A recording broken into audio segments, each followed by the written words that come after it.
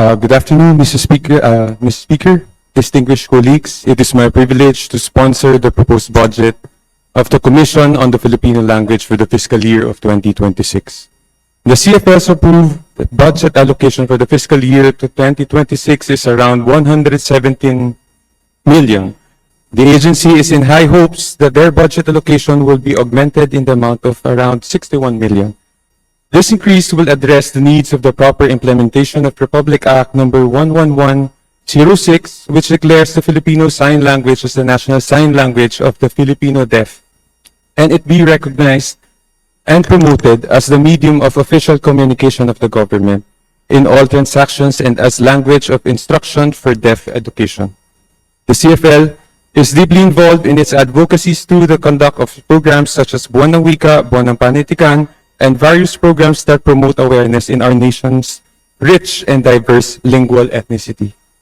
Mr. Speaker, my dear colleagues, it is unfortunate that the vital programs such as Buwan ng Wika, Buwan ng Panitikan during the past budget deliberations were not given the appropriate funding.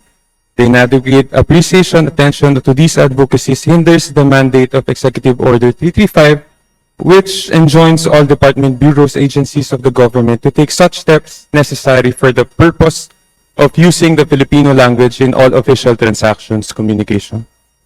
The Commission ng Wikang Filipino carries the important mandate of developing, preserving, and promoting the Filipino language, as well as the many mother tongues spoken across the archipelago.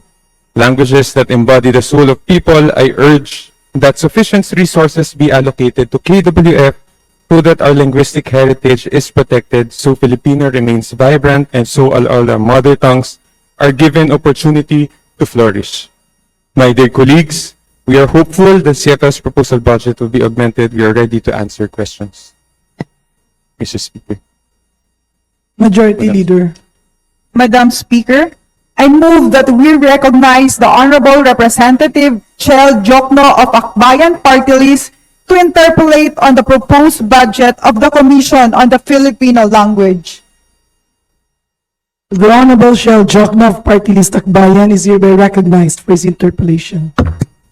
Thank you, Madam Speaker. Good afternoon, distinguished sponsor and members of the KWF family. Nakasaad po sa Section 14F ng Republic Act 7104 na nagtataguyod sa Komisyon sa Wikang Filipino na ang KWF ay may kapangyarihan, gawain at tungkulin na magsalin ng mga batas sa Filipino at sa iba pang mga wika ng Pilipinas. Kaya po itong nakaraang buwan, kami po sa Akbayan Party List ay naghain ng isang panukalang batas, House Bill number 3863 o Batas sa Sariling Wika. Ang layunin nitong panukalang batas ay isalin sa wikang Filipino, sa Bisaya at sa Ilocano ang mga batas na may parusa, yung mga penal laws or laws with penalties sa Filipino at Bisaya at Ilocano. Ang nasa bill po namin ay sa loob ng 5 taon, yung mga dati ng mga batas na may kriminal na aspeto ay isasali na at yung mga bagong may sasabatas ay sa loob ng 70 araw ay may sasalin din po. Ang una kong tanong ay gaano kahanda ang KWF kung maging batas nga itong aming House Bill na gampanan ng tungkulin ito, lalo na pagdating sa pondo, tauhan at kanilang kasanayan? Mr. Speaker, actually po, tama po kayo na part po ng kanilang mandato ay mag-translate po ng mga batas. Pero sa kasalukuyan po, sa paningin ko po, hindi pa po handa ang KWL para i-translate po ang lahat ng ating batas.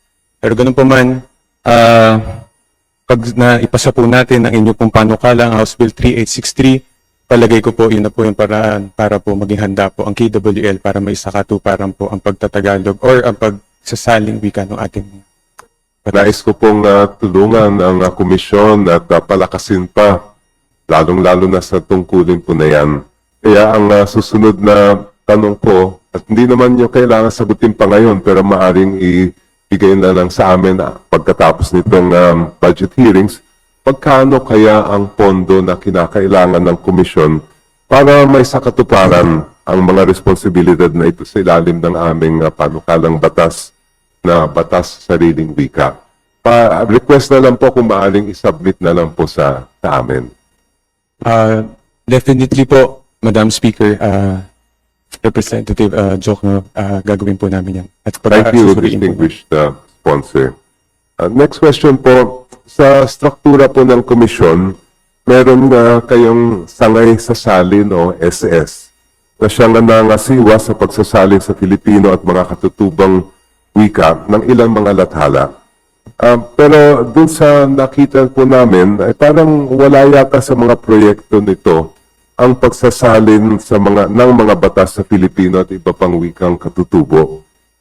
May official bang programa ang komisyon para isalin nga ang mga batas at present po sa kasalukuyan? Mr. Speaker, actually po, kung kinakailangan po ay agad-agad po nilang tinutugunan. Very good po at yan ay talagang itusulong po natin dahil sa aming naihain na panukalang batas. Tungkol naman po sa saligang batas dahil kasama din sa mandato ng komisyon yung pagsasalin sa Filipino at sa mga regional languages ang ating konstitusyon. Kumusta na po ay ang proyektong yan? Alam ko meron ng ilang mga hakbang na isinagawa ng komisyon noon pero gusto ko na malaman ang status po ngayon ng pagsasalin na yan. Mr. Speaker, habang nagagather lang po ng mga kasagutan, nagsimula po ito noong taong 2017 po, ang translation po. Natapos na po ba yung proyekto or anong stage na po tayo doon? Mr. Speaker, sa kasalukuyan po, ito po ay hinarap sa Supreme Court Technical Working Group po. Very good po, very good. Magandang balita yan. Manifestation, Mr. Speaker, I fully support the Commission and all its work and will push also for more financial support from the government sa maganda niyong ginagawa. Maraming salamat po. No more Maraming questions, salamat. Mr.